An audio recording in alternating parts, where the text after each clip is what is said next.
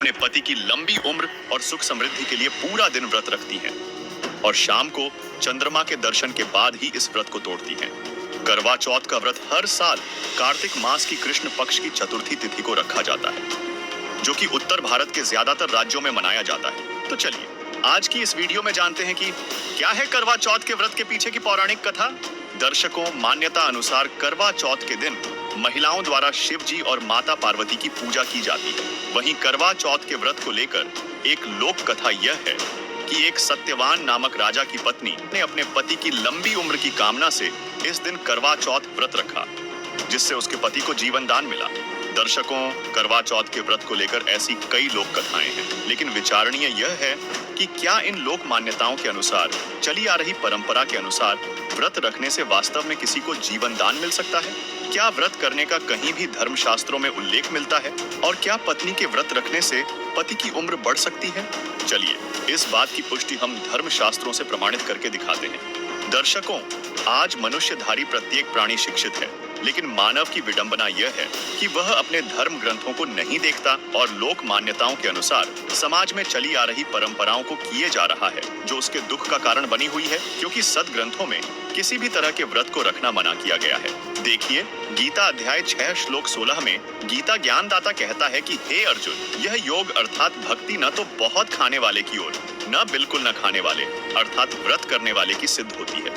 गीता जी के इस श्लोक से साफ स्पष्ट होता है कि गीता जी में व्रत करने को मना किया हुआ है, जिससे करवा चौथ व्रत रखना शास्त्र विरुद्ध मनमाना आचरण हुआ। और इस बारे में पवित्र गीता अध्याय 16 श्लोक 23 में कहा गया है कि जो पुरुष शास्त्र विधि को त्याग कर अपनी इच्छा से मनमाना आचरण करता है, वह न सिद्धि को प्राप्त होता है, न परम गति को और न सुख को ही। इसलिए अगले ही श्लोक 24 में कहा है कि इससे तेरे लिए कर्तव्य और अकर्तव्य की व्यवस्था में शास्त्र ही प्रमाण है। इसे जानकर शास्त्र विधि से नियत कर्म ही करने योग्य है, अर्थात शास्त्र अनुकूल भक्ति कर्म करने योग्य है। वहीं करवा चौथ जैसी मनमानी क्रियाओं के विषय में आदरणीय संत गरीबदास जी महाराज ने कहा है, तीरथ व्रत करे जो प्राणी, तिनकी छूटत है नहीं खानी। 14 नौमी द्वादश बर्तन, जिनसे जम जौरा नहीं डरता। करें एकादशी संजम सोई, करवा चौथ गदहरी हुई। 8 सातें करें कंदूरी, सो तो जन्म धारें सूरी। कहे जो करुआ चौथी कहानी, तास गदहरी निश्चय जानी।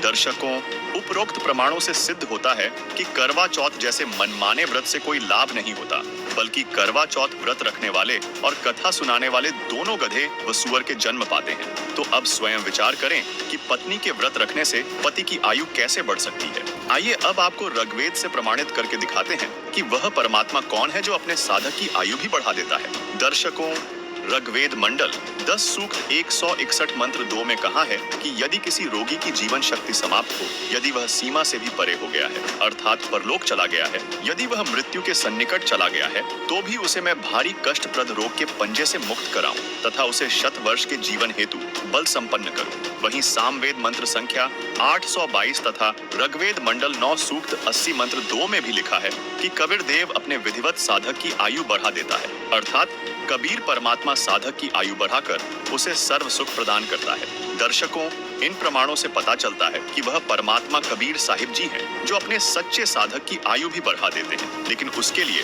शास्त्र अनुकूल भक्ति करना अनिवार्य है और शास्त्रों से प्रमाणित भक्ति एक पूर्ण संत ही प्रदान कर सकता है, जिसकी पहचान गीता अध्याय 15 श्लोक 1 में बताई गई है कि ऊपर को पूर्ण परमात्मा आदि पुरुष परमेश्वर रूपी जड़ वाला, नीचे को तीनों गुण अर्थात रजगुण ब्रह्मा, सतगुण विष्णु व तमगुण शिव रूपी शाखा वाला अविनाशी विस्तारित पीपल का वृक्ष है। जैसे वेद में छंद हैं, ऐसे संसार रूपी वृक्ष के भी विभाग छोटे छोटे हिस्से या टहनियां व पत्ते कहे हैं। उस संसार